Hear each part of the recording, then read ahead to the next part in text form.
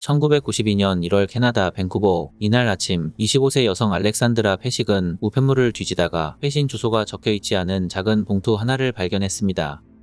하지만 받는 사람에는 분명히 자신의 이름이 적혀있었기 때문에 그녀는 나에게 온 우편물이 맞다고 생각하고 봉투를 열어보았습니다. 알렉산드라가 봉투를 열었을 때 그녀는 그 안에서 신디 제임스의 죽음이라는 책 한 권을 발견했습니다. 책 속의 주인공 신디 제임스는 2년 전인 1989년 사망한 캐나다의 여성이었는데, 이 책은 실제로 피해자인 신디에게 발생한 미스터리한 일들과 그녀의 사망 사건을 조사한 경찰의 기록이 담겨 있었습니다. 책의 주인공인 신디는 누군가에게 계속해서 괴롭힘과 스토킹, 심지어 테러까지 당했으나 죽는 그 순간까지 그녀를 죽인 범인이 누구인지 밝혀지지 않았습니다. 생전 신디는 수시로 경찰서에 연락하여 도움을 요청했지만 경찰은 신디가 자작극을 벌이고 있다고 생각하고 그녀의 신고를 무시해버렸습니다. 결국 신디는 어느 날 싸늘한 주검으로 발견되었는데, 경찰은 정신이상이 있었던 신디가 스스로 세상을 떠난 것이라고 보았으나 신디의 가족들은 그녀가 스토커에게 살해당했다고 주장합니다. 이 책은 신디가 사망하기 전까지 그녀에게 발생한 모든 일을 자세하게 설명했는데, 우편을 보낸 사람은 알렉산드라가 꼭 봤으면 했는지 신디가 괴롭힘을 당하고 고통받는 것을 묘사한 구절 하나하나에 형광펜으로 줄을 쳐 두었습니다. 알렉산드라는 형광펜이 쳐져 있는 구절을 읽어보자마자 무엇인가 불길한 느낌을 받았으나 당시에는 크게 신경 쓰지 않았습니다. 알렉산드라가 책을 받은 지 며칠 뒤 그녀의 집에 친구가 찾아왔습니다. 오랜만에 만난 그들은 거실에 앉아서 이야기하고 있었는데 갑자기 밖에서 딸깍하는 소리가 들렸고 몇 분 뒤 신디의 집 마당에서 불이 나기 시작했습니다. 하지만 이것이 끝이 아니었습니다. 또 다른 날에는 알렉산드라의 집에 전화가 걸려왔는데, 발신자 제안으로 전화를 건 사람은 관이 준비되어 있으니 죽기만 하면 된다고 그녀를 협박했습니다. 이 사건이 있고 다음날 알렉산드라는 차를 몰고 어머니를 만나러 가는 도중 그녀를 몰래 미행하고 있는 흰색 자동차가 있다는 사실을 알게 되었습니다. 목적지에 도착한 알렉산드라는 즉시 차에서 내렸고 그녀를 따라오던 흰색 자동차도 바로 알렉산드라의 차 뒤에 멈춰 섰습니다. 차 안에서 내린 괴한은 총을 들고 알렉산드라를 쫓아왔으나 다행히 괴한은 알렉산드라를 눈앞에 두고 발을 헛디뎌 그 자리에 쓰러졌습니다. 괴한을 따돌린 알렉산드라는 즉시 건물 안으로 들어가 경찰에 신고했지만 경찰이 현장에 도착했을 땐 이미 괴한은 사라진 상태였습니다. 이후에도 괴한은 흰색 자동차를 타고 알렉산드라의 집 근처에 어슬렁거리며 그녀를 감시했습니다. 알렉산드라는 괴한이 자신을 죽일지도 모른다는 생각에 공포에 사로잡혀 밤잠을 설쳤습니다.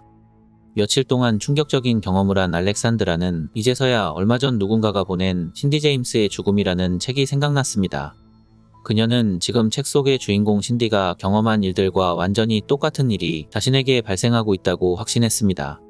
그녀는 경찰서에 연락하여 소설 속 주인공 신디에게 발생한 일이 나에게 벌어지고 있다고 이야기했으나 경찰은 알렉산드라를 미친 여자 취급하고 그녀의 신고를 무시해버렸습니다.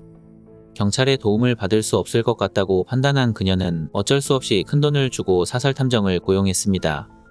알렉산드라는 사설탐정에게 흰색 자동차의 번호판 번호를 알려주며 자신을 미행하고 있는 괴한이 누구인지 확인해 달라고 부탁했습니다. 1992년 8월 5일 알렉산드라는 친구이자 직장 동료인 버니스와 함께 오후 6시쯤 퇴근했습니다. 알렉산드라는 버니스에게 누군가가 자신을 죽이려고 한다고 말하며 오늘 밤 함께 있어 달라고 부탁했습니다. 버니스는 당시 알렉산드라가 힘들어하는 이유를 알고 있었기 때문에 흔쾌히 그녀의 부탁을 수락했습니다. 버니스는 알렉산드라의 차를 타고 그녀의 집으로 가기로 했고 두 여성은 알렉산드라의 차가 주차되어 있는 주차장에 도착했습니다. 버니스가 먼저 조수석에 올라탔고 이어서 알렉산드라가 차에 타기 위해 운전석 문을 열었습니다. 알렉산드라가 차 문을 열었을 때 갑자기 한 발의 총성이 울려 퍼졌습니다. 이어서 더 많은 총성이 울렸고 총소리에 놀란 버니스는 비명을 지르며 고개를 숙이고 도와달라고 소리쳤습니다. 총소리가 끝나자마자 버니스는 옆으로 과속하면서 지나가는 자동차 바퀴 소리와 남자의 고함 소리를 들었습니다. 잠시 후 버니스가 천천히 고개를 들었을 때 그녀는 머리에 총상을 입고 피를 흘리고 쓰러져 있는 친구 알렉산드라를 발견했습니다. 깜짝 놀란 버니스는 즉시 911에 신고하여 도움을 요청했습니다. 알렉산드라는 급히 병원으로 이송되었으나 안타깝게도 그녀는 의식을 회복하지 못하고 겨우 25세의 나이에 세상을 떠나게 되었습니다. 이 총격 사건은 사람들이 붐비는 주택가 주차장에서 발생했기 때문에 경찰은 총격을 목격한 목격자들과 쉽게 인터뷰할 수 있었습니다. 한 목격자가 결정적인 증언을 했는데 목격자는 사건 당일 빨간색 카마로 차를 타고 온 2명의 백인 남성이 사건 발생 3시간 전부터 현장에 대기하고 있었다고 진술했습니다. 목격자는 그들이 누군가를 기다리는 사람처럼 보였다고 이야기했습니다. 목격자는 당시 그들이 두건으로 완전히 얼굴을 가리고 있었고 모자와 선글라스까지 끼고 있었기 때문에 눈에 띄었다고 진술했습니다. 마지막으로 목격자는 주차장에 나타난 알렉산드라가 차에 타기 직전에 2명의 남성 중 1명이 그녀에게 6발의 총을 쏘고 달아났다고 이야기했습니다. 목격자는 경찰에게 가장 중요한 빨간색 카마로 차량 번호판 번호까지 알려주었습니다. 경찰은 즉시 번호판 번호를 조회했는데 빨간색 카마로 차량은 며칠 전 도난당한 차량으로 밝혀집니다. 경찰은 이 사건이 알렉산드라를 노린 총격 사건이라고 판단하고 즉시 그녀의 지인과 가족들을 불러 조사를 시작했습니다. 알렉산드라의 지인들은 유력한 용의자로 얼마 전 알렉산드라와 이혼한 전남편 조를 지목했습니다. 전남편 조는 알렉산드라와 이혼하면서 양육권과 재산 분할로 심하게 다투었기 때문에 전남편 조가 알렉산드라를 죽일 동기가 있는 유일한 용의자라는 것이 지인들의 설명이었습니다. 경찰은 즉시 조를 경찰서로 소환하여 강도 높은 조사를 실시했습니다. 그런데 이상하게도 조는 알렉산드라가 살해되었다는 소식을 듣고도 유난히 침착한 모습이었고 정말로 대수롭지 않다는 표정으로 조사받았습니다. 전남편 조는 사건 발생 당시 아들과 함께 수영장에 있었다고 진술했습니다. 그는 그것을 증명하기 위해 수영장에 들어갈 때 받은 영수증을 가지고 있다고 말했고 즉시 경찰에게 영수증을 보여주었습니다. 당시 경찰은 조가 마치 알리바이를 입증하기 위해 준비한 사람처럼 바로 그 자리에서 영수증을 제출한 것을 이상하게 생각했습니다. 경찰은 알리바이가 입증된 조를 돌려보냈으나 여전히 그를 의심하고 있었기 때문에 조에게 사람을 붙여 몰래 그를 조사했으나 당시엔 특별히 의심될 만한 증거를 발견하지 못했습니다. 다음날 경찰서에 한 남자가 찾아와 알렉산드라 살인사건에 관해 진술할 것이 있다고 했습니다. 경찰서에 찾아온 남자는 알렉산드라가 고용한 사설탐정이었는데 그는 경찰에게 이제까지 알렉산드라에게 발생한 일들에 대해 몰래 뒤에서 조사하고 있었다고 말했습니다. 사설탐정은 자신이 이때까지 조사한 모든 자료를 경찰에게 넘겨주었습니다. 경찰은 사설탐정이 조사한 자료 덕분에 알렉산드라를 살해한 범인들에게 한 발짝 다가갈 수 있었고 곧 경찰은 알렉산드라의 죽음의 진실을 세상에 공개할 수 있었습니다. 사건의 주인공 알렉산드라 패식은 1966년 캐나다 밴쿠버에서 태어났습니다. 알렉산드라의 부모님은 유고슬라비아에서 캐나다로 이민을 온 이민자였고 캐나다로 이민 온 후 밴쿠버 외곽에서 생활했습니다. 알렉산드라는 가난한 집안에서 태어났지만 부모님의 보살핌 속에 행복한 유년기를 보냈습니다. 어려서부터 아름다운 외모로 사람들의 시선을 끈 알렉산드라는 1984년 미스 버너비 선발대회에서 우승하였고 19세가 되던 해엔 미스 캐나다 선발대회에 참가하는 등 아름다운 외모 덕분에 많은 관심을 받았습니다. 그녀는 고등학교를 졸업하고 치과에 취직하여 치의생사로 첫 사회생활을 시작합니다. 알렉산드라는 일주일 내내 치과에서 일했고 주말에는 어머니와 함께 시간을 보냈습니다. 그녀는 어머니와 함께 주말마다 오픈하우스에 방문하여 새집을 보는 것을 즐겼습니다. 알렉산드라와 그녀의 어머니는 앞으로 미래에 언젠가 꼭 이 아름다운 집들 중 하나에서 살기를 꿈꿨습니다. 어느 날 평소처럼 알렉산드라는 어머니와 함께 오픈하우스에 방문하여 새로 지어질 집을 구경하고 있었습니다. 이때 갑자기 저 멀리서 귀에 익은 목소리가 들렸고 알렉산드라와 그녀의 어머니는 재빨리 목소리가 나는 곳으로 달려갔습니다. 당시 모녀가 들은 목소리는 그들의 고국인 유고슬라비아어로 말하는 사람들의 목소리였습니다. 알렉산드라와 그녀의 어머니는 유고슬라비아어로 말하고 있는 사람들에게 우리도 당신들처럼 유고슬라비아 사람이라고 말했습니다. 즉시 그들은 서로 자신들의 고국인 유고슬라비아 사람들을 만난 것에 놀라 흥분을 가라앉히지 못했고 화기애애한 분위기로 모국어를 사용하여 대화를 이어나갔습니다. 당시 모녀가 만난 고국 사람들은 젤카 패식과 그녀의 아들 조 패식이었는데 그들도 역시 알렉산드라의 가족처럼 유고슬라비아에서 캐나다로 이민 온 이민자였습니다. 타지에서 만난 그들은 배경과 가치관이 매우 비슷했기 때문에 빠르게 가까워졌습니다. 젤카 패식은 항상 아들 조가 유고슬라비아 여자와 결혼하면 좋겠다고 생각했는데 마침 아름다운 외모를 가진 알렉산드라가 그들의 눈앞에 나타나 매우 기뻤습니다. 젤카는 아들 조가 알렉산드라와 사귈 수 있게끔 그들을 연결해 주고 싶었습니다. 어느 날 그들은 다 함께 식사하고 있었는데 식사 도중 갑자기 알렉산드라가 얼마 전 자동차가 고장났다고 이야기했습니다. 당시 자동차 정비소를 운영하고 있었던 젤카는 알렉산드라의 말을 듣자마자 공짜로 수리해 줄 테니 자신들이 운영하는 자동차 정비소에 차를 가지고 오라고 이야기했습니다. 알렉산드라는 젤카에게 정말 고맙다고 말한 뒤 다음날 바로 젤카의 정비소에 차를 가지고 갔습니다. 젤카의 정비소엔 그녀의 아들 조가 일하고 있었고 알렉산드라는 조의 도움으로 차를 수리할 수 있었습니다. 이날 정비소에서 일하는 조의 모습을 본 알렉산드라는 그가 귀엽게 생긴 남자라고 생각했습니다. 반면 조는 그가 본 여성 중 가장 아름다운 여성이라고 생각합니다. 이때 이후로 알렉산드라는 차에 문제가 생길 때마다 조가 일하는 정비소에 찾아가 차를 수리했습니다. 어느 날 평소처럼 차를 수리하러 온 알렉산드라에게 갑자기 조가 데이트를 신청했습니다.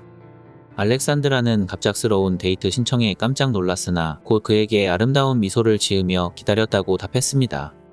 알렉산드라와 조는 첫 데이트를 한 날 첫 키스를 했고 그날 이후로 사귀는 사이로 발전했습니다. 조는 알렉산드라에게 정말로 헌신적인 남자였습니다. 그는 데이트할 때마다 꽃다발을 들고 나타났고 주말마다 근사하고 로맨틱한 장소에 그녀를 데리고 갔습니다.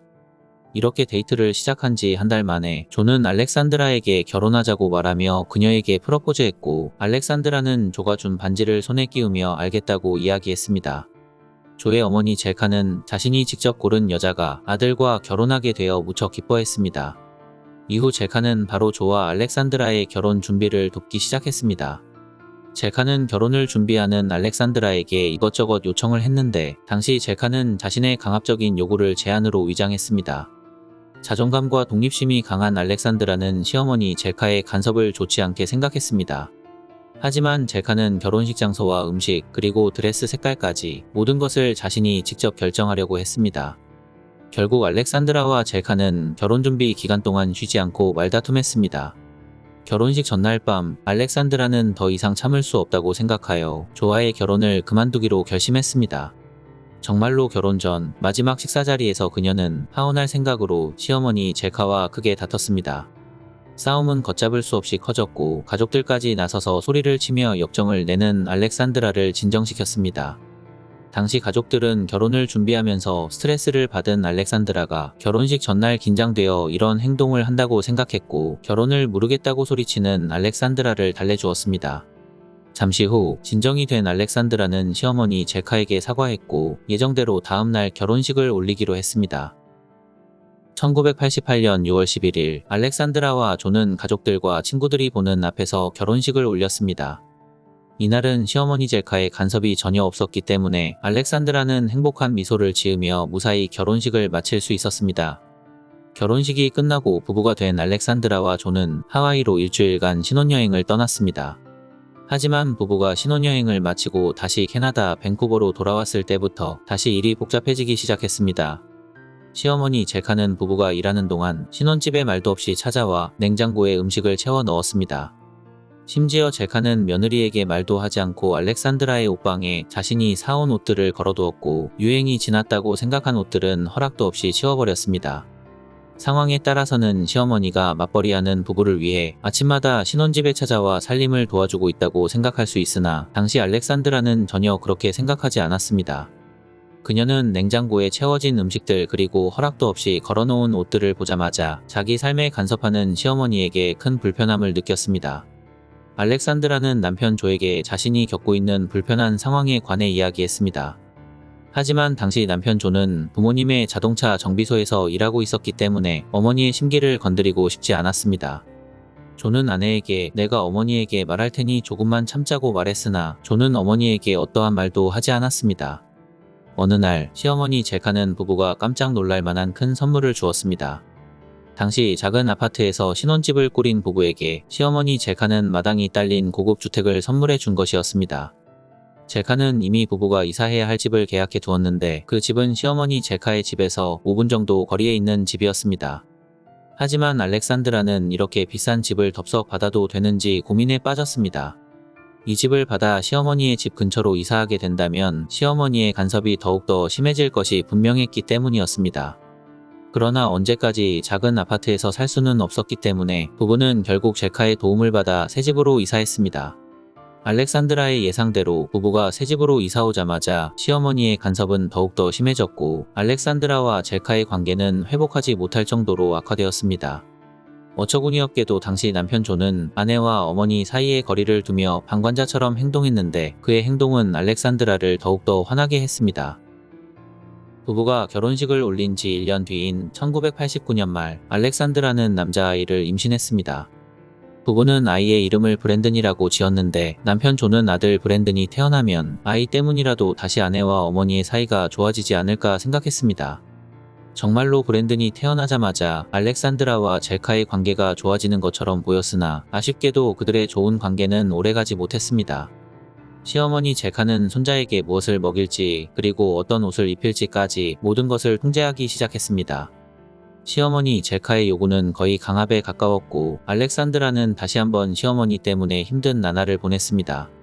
어느 날 조와 알렉산드라는 오랜만에 부부 동반 모임에 나가기 위해 아들 브랜든을 시어머니에게 잠시 봐달라고 부탁했습니다. 알렉산드라는 집에서 떠나기 전 시어머니에게 브랜든이 아직 5개월 된 아기이기 때문에 모유 이외의 어떠한 것도 먹이지 말라고 말했습니다. 알렉산드라의 말에 시어머니는 아무런 반응도 하지 않고 그녀를 물끄러미 올려다보았습니다. 알렉산드라는 불안한 마음이 들었으나 시어머니가 잘 봐줄 것이라고 믿고 남편과 함께 외출했습니다. 이날 저녁 늦은 시간 알렉산드라와 조가 모임을 마치고 시어머니의 집으로 아이를 데리러 돌아왔을 때 그녀는 미동도 없이 깊게 잠든 아들 브랜든을 발견했습니다. 아이가 전혀 미동도 없는 것을 목격한 알렉산드라는 깜짝 놀라 즉시 아이를 깨우려고 흔들었으나 브랜든은 엄마의 부름에 대답하지 않았습니다. 알렉산드라는 즉시 아들의 맥박을 체크했는데 놀랍게도 아들의 맥박은 매우 약하게 뛰고 있었습니다. 화가 난 알렉산드라는 시어머니에게 아이에게 뭘 줬냐고 물어보았습니다.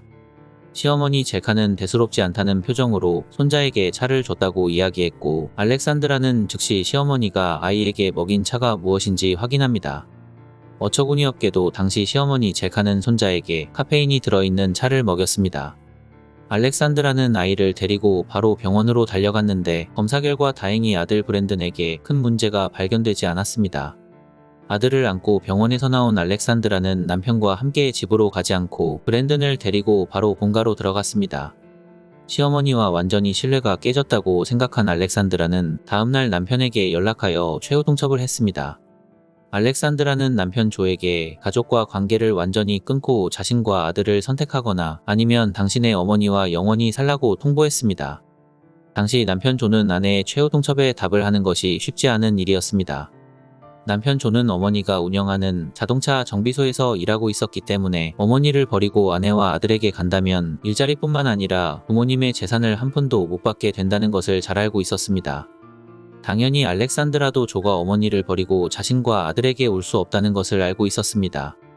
며칠 동안 남편 조가 답하지 않자 알렉산드라는 한치의 망설임도 없이 결혼한 지 2년 만에 이혼소송을 냈습니다. 알렉산드라가 이혼소송을 했다는 사실에 조와 그의 가족들, 특히 시어머니 젤카가 가장 큰 충격을 받았습니다. 알렉산드라가 이혼소송을 제기한 이후 가장 먼저 그들은 아들에 대한 양육권 다툼을 시작했습니다. 어머니의 지시에 따라 조는 아내에게 어떠한 것도 내줄 수 없다고 통보했습니다. 알렉산드라는 이 분야에 유능한 변호사를 구해 이혼소송을 진행했고 결국 그녀는 양육권과 양육비 그리고 시어머니 젤카가 사준 신혼집의 일부에 대한 소유권도 인정받게 되었습니다. 결국 조는 신혼집을 팔고 받은 돈 일부를 아내에게 위자료로 주었고 매달 양육비를 보내며 힘든 생활을 이어나갔습니다. 아들 조에게 이혼소송 결과를 들은 시어머니 젤카는 큰 분노에 휩싸였습니다. 그녀는 알렉산드라가 가족을 배신했다고 말했고 아들의 인생도 망쳐버렸다고 소리치며 밖에서 사람들을 만날 때마다 알렉산드라를 죽여버리겠다고 말하고 다녔습니다. 알렉산드라는 밖에서 시어머니가 사람들에게 자신을 죽이겠다고 말하고 다닌다는 사실을 알게 되었습니다. 그녀는 바로 법원에 시어머니와 조에 대한 접근금지 명령서를 제출했는데 다행히 법원은 바로 접근금지 명령서를 발부해 주었습니다. 알렉산드라는 시어머니의 성격을 잘 알고 있었기 때문에 정말로 그녀가 자신을 죽일 수도 있다고 생각했습니다. 그녀는 경찰에게 자신을 보호해달라고 요청했으나 경찰은 그녀의 요청을 무시했습니다. 놀랍게도 정말 알렉산드라의 생각처럼 시어머니 젤카는 정말로 그녀에게 복수하기 위해 몰래 사악한 음모를 꾸미고 있었고, 어느 날 젤카는 알렉산드라가 사는 집에 신디 제임스의 죽음이라는 책 한 권을 보냈습니다. 알렉산드라가 총에 맞고 살해된 이후 사건을 조사하던 경찰은 알렉산드라가 생전에 고용한 사립탐정에게 이제까지 그가 조사한 자료를 받았습니다. 사립탐정이 준 자료를 보던 경찰은 알렉산드라가 생전에 자신을 미행하고 있다고 주장한 흰색 자동차의 번호판 번호에 주목했습니다. 경찰은 즉시 이 차량의 번호판 번호를 조회했는데, 흰색 차량의 주인은 알렉산드라와 조의 결혼식에 참석했던 밀란 네나딕이라는 남자의 차였습니다. 그는 시어머니 젤카의 지인이었는데 아쉽게도 이 증거만으로 그가 용의자라고 단정지을 수는 없었습니다. 사건 발생 며칠 후 용의자들이 범행 당시 타고 온 도난당한 빨간색 카마로가 맥도날드 주차장에서 버려진 채 발견되었습니다. 맥도날드 직원들은 경찰에게 빨간색 카마로를 몰고 온 2명의 백인 남성이 뒤따라온 흰색 차량을 타고 사라졌다고 진술했습니다. 경찰은 이 흰색 차량이 사립탐정이 알려준 흰색 차량의 주인인 밀란 네나딕의 차가 아닐지 의심했습니다. 경찰은 빨간색 카마로 안에서 운전석에서 손바닥 자국과 지문, 그리고 조수석에 떨어진 머리카락을 발견했습니다. 경찰은 즉시 발견된 지문이 누구의 것인지 확인하기 위해 범죄 시스템에 등록되어 있는 지문과 대조해 보았습니다. 조사 결과 이 지문의 주인은 자동차 도둑으로 유명한 로렌스 들로미의 지문이었습니다. 경찰은 로렌스 들로미가 빨간색 카마로를 운전한 운전자이고 이 사건의 용의자 중 한 명이라고 확신했습니다. 경찰은 범인들이 누군가의 사주를 받고 알렉산드라를 살해했다고 보았습니다. 그래서 경찰은 살인을 의뢰한 사람을 잡을 때까지 바로 그를 체포하지 않기로 했고, 그의 집 앞에 잠복해 감시만 했습니다. 1992년 8월 10일 사건 발생 5일 뒤 시어머니 젤카의 집에 잠복해 있던 경찰은 그녀의 집으로 흰색 자동차의 주인인 밀란 네나딕이 들어가는 것을 목격했습니다. 잠시 후 시어머니 젤카와 밀란이 집에서 나왔고 젤카의 차를 타고 근처 쇼핑몰로 이동했습니다. 곧 젤카는 차량을 쇼핑몰에 주차한 뒤 밀란과 함께 차에서 내렸습니다. 얼마 뒤 다시 돌아온 그들은 젤카의 차를 타고 그녀의 집으로 돌아갔습니다. 지금이 결정적인 순간이라고 판단한 경찰은 젤카와 밀란이 차에서 내리자마자 그들을 체포했습니다. 당황한 젤카와 밀란은 소리를 지르며 경찰에게 저항했습니다. 곧 경찰은 밀란의 가방에서 3만 달러의 현금을 발견했는데, 경찰은 이 돈이 알렉산드라를 살해하고 받은 돈이라고 확신했습니다. 체포된 밀란은 억울하다고 말하며 저항했으나 경찰이 돈의 출처를 추궁하자 결국 모든 사실을 털어놓았습니다. 밀란은 사건 발생 며칠 전 젤카를 만나 이미 착수금을 받았고 오늘 나머지 금액을 받으러 그녀의 집에 방문한 것이라고 이야기했습니다. 밀란의 진술을 토대로 경찰은 젤카를 살인 혐의로 체포한 뒤 그녀의 집을 압수수색했습니다. 곧 경찰은 젤카의 집에서 알렉산드라를 죽일 때 사용한 것으로 보이는 총기를 발견했으며 총알 보관함에서 6발의 총알이 사라진 것도 확인합니다. 경찰이 드디어 살인을 의뢰한 범인을 잡았기 때문에 즉시 빨간색 카마로를 운전한 자동차 도둑 로렌스 들로미도 체포했습니다. 처음에 경찰은 밀란과 로렌스가 빨간색 차를 타고 와 알렉산드라를 살해했다고 보았는데, 목격자들은 당시 현장에 밀란이 아닌 다른 남자가 있었다고 진술했습니다. 밀란도 사건 당시 빨간색 카마로를 타고 현장에 가지 않았다고 주장하면서 데이비드 세고비아노라는 이름의 남자가 로렌스와 함께 빨간색 차를 탄 용의자라고 지목했습니다. 즉시 경찰은 데이비드를 체포했고 바로 빨간색 카마로 조수석에서 발견된 머리카락과 데이비드의 머리카락을 비교해 보았습니다. 그 결과 빨간색 카마로 조수석에서 발견된 머리카락은 데이비드의 머리카락임이 드러났습니다. 이렇게 해서 알렉산드라를 살해한 용의자 4명 모두 경찰에 체포되었습니다. 가장 먼저 사건을 의뢰한 시어머니 젤카의 의뢰를 받고 암살자를 구해준 밀란 네나딕, 그리고 밀란의 의뢰를 받고 알렉산드라를 살해하기 위해 운전석에서 차를 몬 자동차 도둑 로렌스 들로미와 알렉산드라를 총으로 살해한 조수석에 타고 있었던 남자 데이비드 세고비아노, 이렇게 모두 4명의 용의자가 체포된 것이었습니다. 1년 뒤인 1993년 드디어 알렉산드라 살인사건의 재판이 시작되었습니다. 그들은 모두 유죄 판결을 받았고 1급 살인 혐의로 종신형을 선고받았습니다. 경찰은 알렉산드라의 남편 조가 사건에 연루되었다는 증거는 찾지 못했기 때문에 그는 따로 기소하지 못했습니다. 시간이 지나 15년 뒤인 2008년 시어머니 젤카가 가석방 신청을 했습니다. 알렉산드라의 아들 브랜든은 외할머니와 함께 가석방 신청 재판에 참석했고 그 자리에서 아버지 조와 어머니를 살해한 친할머니 젤카를 마주했습니다. 하지만 다행히 젤카의 가석방 신청은 기각되었고 그녀는 다시 감옥으로 돌아갔습니다. 재판이 끝나자마자 알렉산드라의 어머니는 젤카의 가족들을 상대로 고소를 진행했습니다. 수년간의 소송 끝에 2003년 알렉산드라의 어머니는 35만 달러의 보상금을 받았고 2008년 19세가 된 브랜든도 18만 달러의 보상금을 받았다고 합니다.